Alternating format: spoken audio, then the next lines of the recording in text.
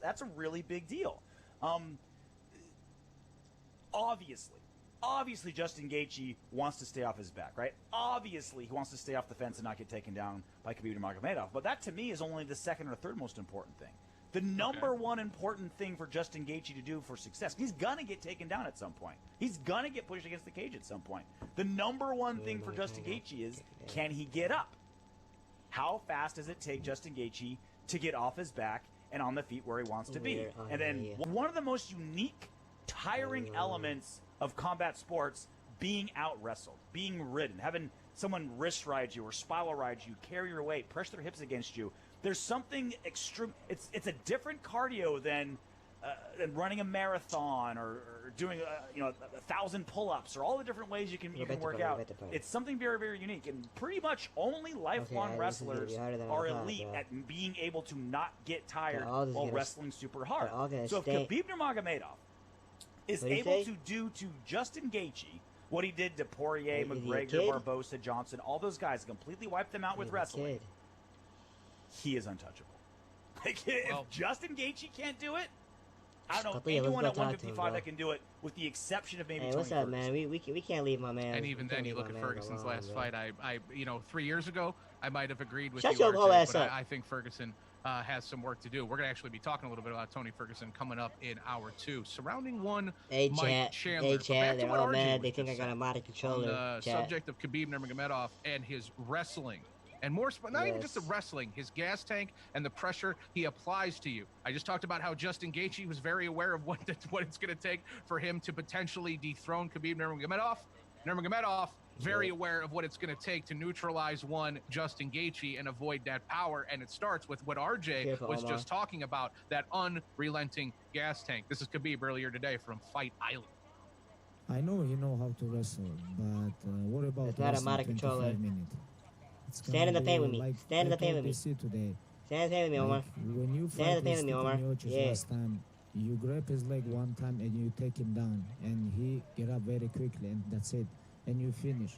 And other minutes all going stand up. But between me and DC is big difference. And if I'm gonna try to take him down once and he gonna defend his good, I'm gonna try.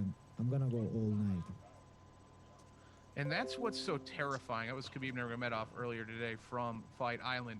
RJ, obviously, I've never fought, at least not professionally. You're the professional fighter. We both deal with fighters. We both know they're human. They're subject to emotion and feelings like, everybody. They're not superhuman, right? But I feel like Khabib makes fighters nervous. Probably isn't the right word, but a heightened sense. Like, even the world's best fighters know that when they're in a cage with Khabib Nurmagomedov, that they're in the cage with the world's best fighter. I'm not saying they don't think that they can beat him, but I'm saying that sort of measured, just almost like formulaic, just matter-of-fact response from Khabib. It's so formulaic and matter-of-fact, and he believes it because it's true. Like, this dude is not going to stop. Like, he's just not. There's been no inclination that there is even an ounce of, not quit, but just tire in Khabib. Like, the dude is an absolute machine.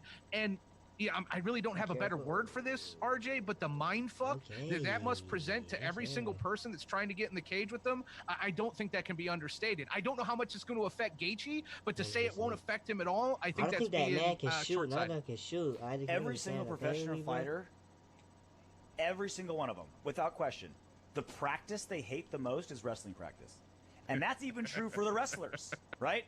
It's the worst practice. It's just grind. It's just, all right, forehead in your eye, sprawling, shooting, getting stuck under someone who's sprawling on you, clinching someone up against the cage, just wearing you out, hating life, throwing out your back, tweaking your neck. Everybody hates that. And they know that that's exactly what it's going to be for 25 minutes when you fight Khabib. With fists in your face. And he talking shit.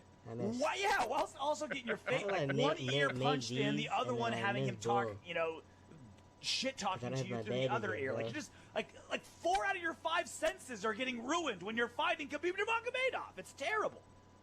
It is terrible, but man, it is so great to watch. Exclusively on ESPN Plus, UFC 254, live at a special time of 2 p.m. Eastern, Saturday.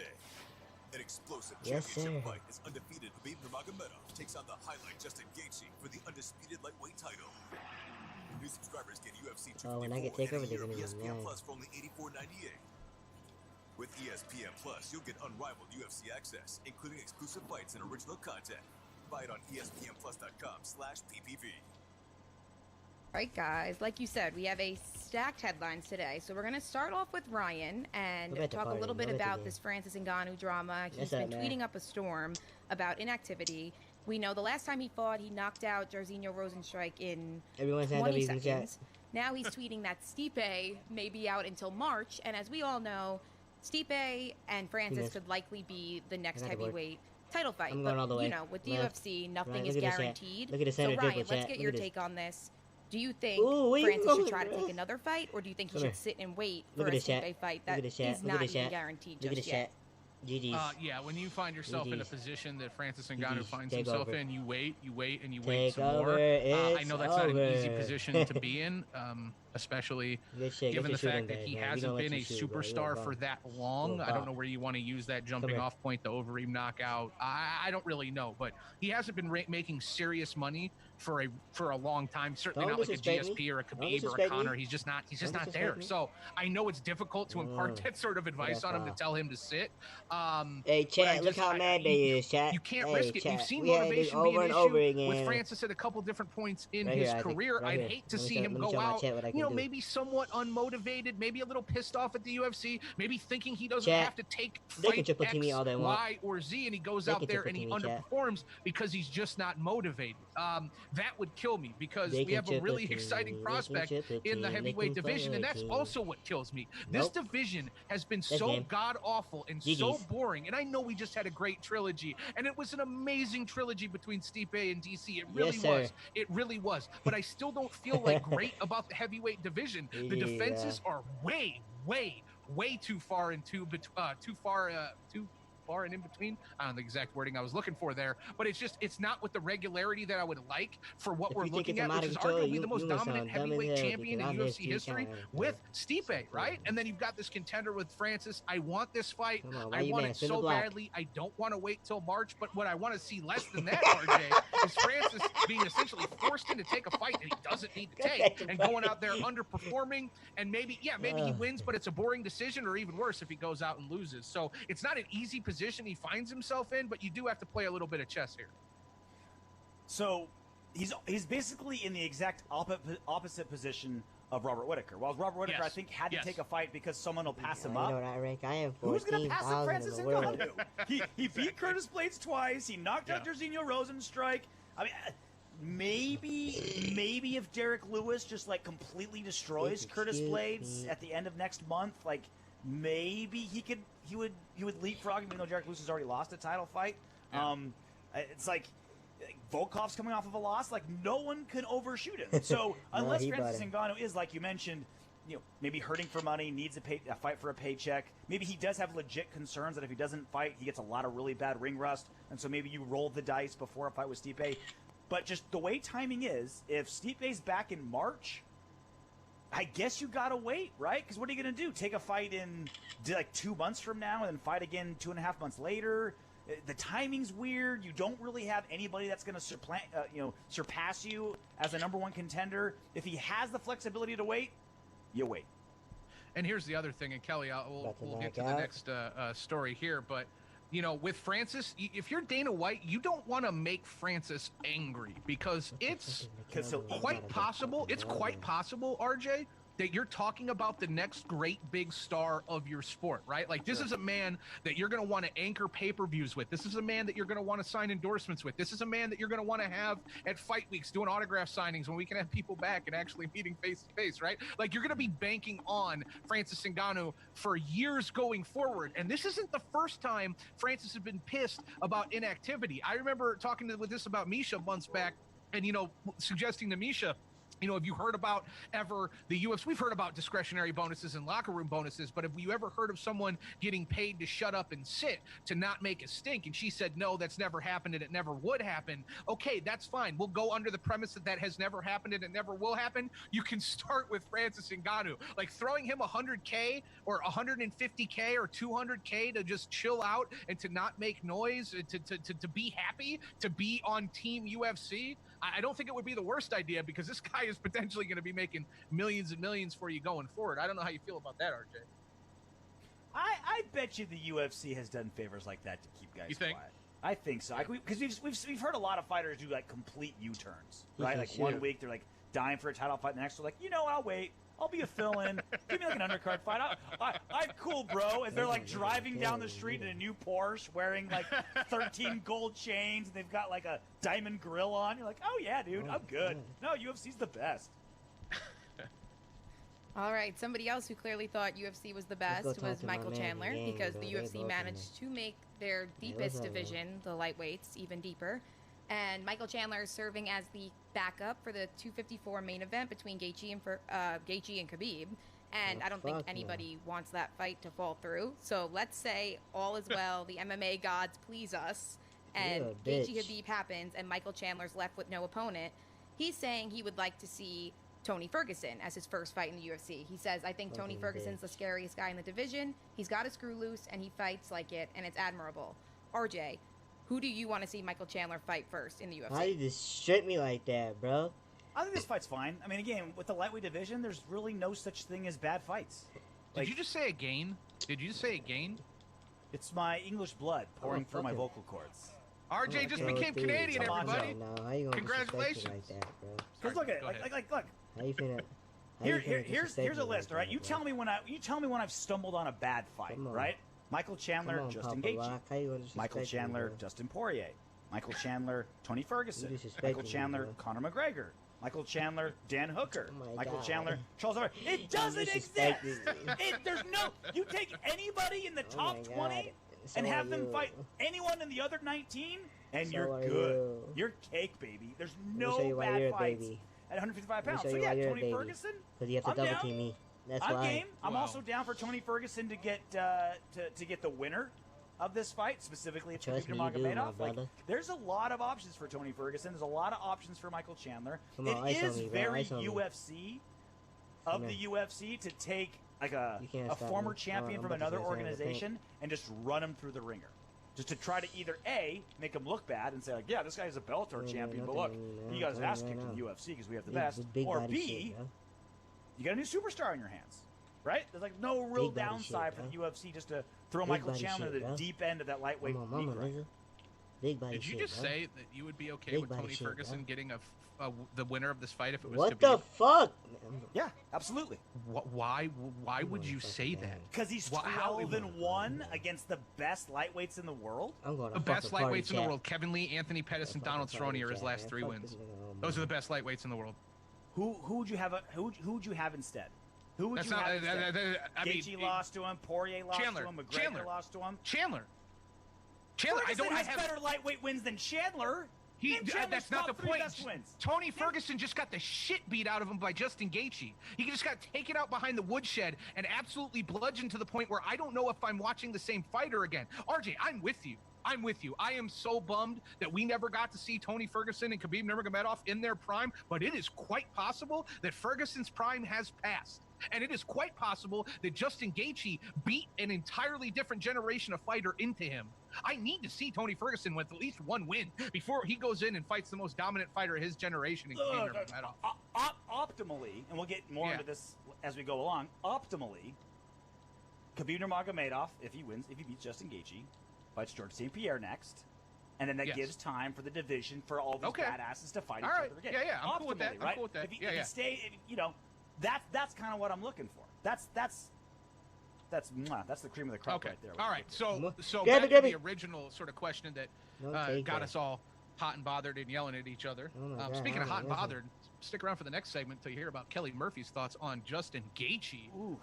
No, listen, Temperature just Tony. raised over here. If I'm Mike Chandler, like I'm absolutely wanting Tony Ferguson for my first fight in the UFC for all of the things that I just mentioned. If you're Mike Chandler, you've got to be licking your chops at a guy who, first of all, and Chandler has zero issue getting in firefights. Like that guy has no problem digging his heels in and just winging wide punches, which is one of the reasons I think fight fans love him so much. That feels like a tailor-made matchup for him because Ferguson just got in a fight like that, and again he got bludgeoned to death by Justin Gaethje. I would definitely want to be the guy to test Ferguson on his next fight back, because if he is broken, if he's not the same fighter that he was before, you still get that Ferguson rub and you can capitalize in your first UFC fight. And what I would imagine, if this is a lesser version of Ferguson, he's still crazy, he's still cannoneer batshit, like he's still going to go in there and throw caution to the wind. And if you're Chandler, you're going to have an exciting fight to introduce yourself to the MMA fan base. So I totally understand why Chandler would be licking his chops for Ferguson. Tony Ferguson executed a terrible game plan against a very bad stylistic matchup in a fight where he had basically a 3-month camp because his fight kept getting pushed back and he never slowed down. Yeah. Totally possible. And that's why we watch, RJ. That's why we watch. But back to your original point, as you, I think, very eloquently put it, as you went down the list of potential matchups, you really can't go wrong with 155. I think the only real misstep that I would say would be is what you suggested, which would be an instant rematch for Ferguson, or not an instant rematch, but a fight with Khabib coming off the loss to Gaethje. That would be the only hiccup. But as you said, man, you'd almost have to try to mess up 155 right now. Mm-hmm. All right, guys, we're going to switch gears a little bit. And Dana White was talking to Chris Fade about Tyron Woodley, and this is what he said. I would say the hardest kid that I've ever dealt with, and everybody thinks that I don't like him, it has to be Woodley. Woodley's the hardest kid I've ever dealt with. I look at what he could have done and what he should have done. Good-looking kid, physique, becomes a world champion, has that knockout power, has all the tools and everything else, but it's just always pulling teeth with him, and it's always about something else other than the fight. Now, granted, it could be fresh in Dana's mind that Tyron was well on his way to losing 15 rounds in a row before the stoppage to Colby in round 5. But Ryan, what do you make of all of this? Is this kind of like something you expected, that kind of relationship between the two, or is this kind of out of left field? Of course, it's what I expected. Dana just repeated probably everything Tyron and his management told Dana 4 fights ago when he was trying to get more money for pay-per-view fights, right? He's like, hey, listen, I'm good looking, I got all the skills, I got great knockout power, you just don't have people like me on the roster. And what did they do? They played games in the media. Dana didn't want to pay him what he was worth when he was in his prime, so we, the fans, were robbed of really good fights. Similar to might be what happens with Francis Ngannou right now, or take your pick with people not getting paid what they think they're worth. Henry Cejudo, people making faux retirements, whatever the case may be, right? Robert Whitaker. Help me out here. Who the hell are we talking about? Tyron Woodley. Thank you. Tyron Woodley was a guy, obviously, who before a lot of people, RJ, and I think you would agree with this, or I don't want to say before a lot of people, because Nick Diaz, Randy Couture, there were a lot of fighters that held out and knew their worth and tried to lobby for more pay. But Tyron Woodley was cut from the cloth of those fighters, right? Randy Couture, Tito Ortiz, whatever. Insert fighter who knew their value and wanted to get what was owed to them or what they thought they were worth. That's all this is about. That's all this is about.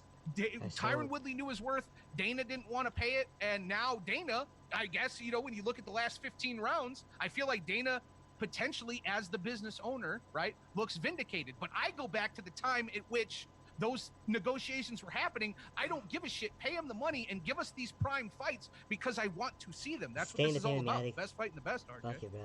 We were talking last couple segments ago about the value of a UFC belt, right? What does it matter towards legacy, and what does it mean? Like, it doesn't mean that much to me legacy-wise, but in negotiating with the UFC, ooh, baby, it is a golden ticket. I called this years ago. I said, as bad as, like, this is right when, like, Tyron Woodley was champion, and every other headline, every other thing out of either one of their mouths were both of them fighting with each other in the public forum, in the media, right? Constantly badgering each other, saying, like, oh, the other guy's unreasonable. Oh, why can't I get this? Why can't I get that? Tyron Woodley had that belt. So the UFC had to put him in fights. They had to pay him.